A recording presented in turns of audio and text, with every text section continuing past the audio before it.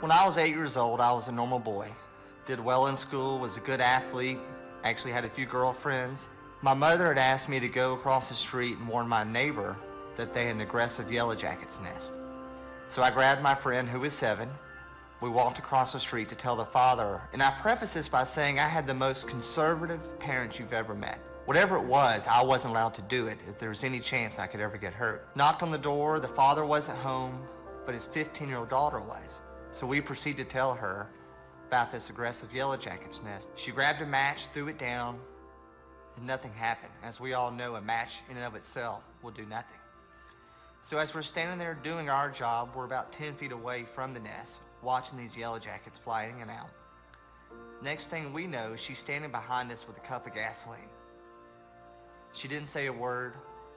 All I did was feel gasoline splash me, and within an instant I see it hit that match. Next thing I know, I'm on fire.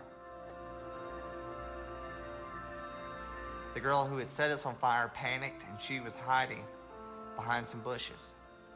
I grabbed a water hose and stood there and put my friend down. Then I remember alternating the hose between both of us, trying to cool us off. The heat was so intense, it's something that I could never describe in words, but I remember looking at him, as well as myself. We're both blackened and charred, our skin literally just melting off, and just trying to think, man, what just happened? And really just trying to grasp what was this new reality that I was about to face.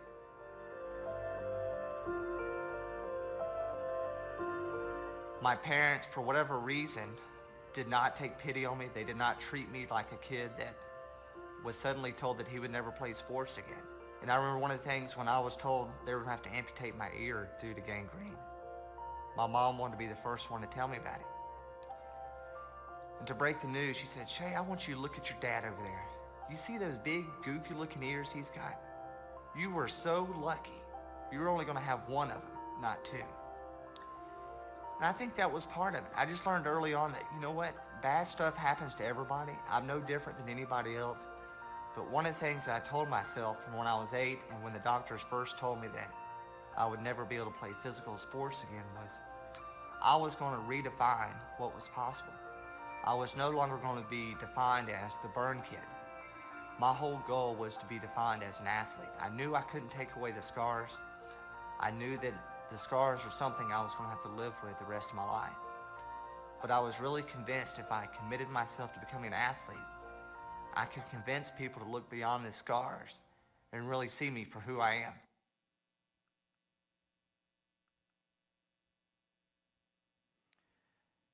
How many of you looked in the mirror this morning before you came to the conference? Hopefully all of you, right? Do you remember that face looking back at you? Maybe you noticed some dark circles under your eye. For us guys, maybe you noticed some of your hair thinning out. Imagine the next time you looked in the mirror, you didn't recognize that face looking back at you. It looked nothing like an 8-year-old boy. It looked like a villain in a horror movie. I'll never forget that moment because I was in the hospital here at Grady down the street. They had strict orders, no mirrors were to be left in the room. Because what most people don't realize is once you're burned, your body swells where you can't even recognize it. Head was the size of a basketball. Now, I'll never forget, there was a tray in there, the food tray. There was a styrofoam cup with ice chips. I was allowed to suck on ice chips. That was it. And the only thing I could move was my left arm. So I remember sliding that tray just enough, and that mirror popped up. I can't tell you what I saw, nor could I even describe it.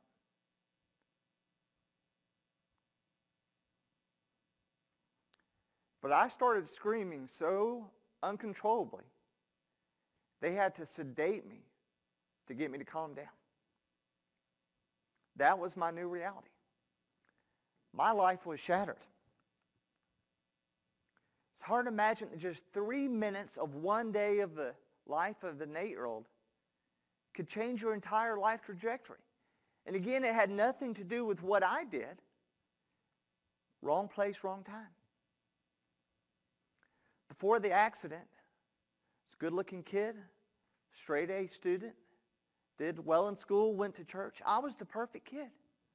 How do I know that? Because my grandmother told me. And yet, despite all the precautions my parents took, over 65% of my body was permanently scarred. My right ear had to be amputated. The girl who set us on fire, her insurance company denied liability. We were now straddled with a $2 million hospital bill.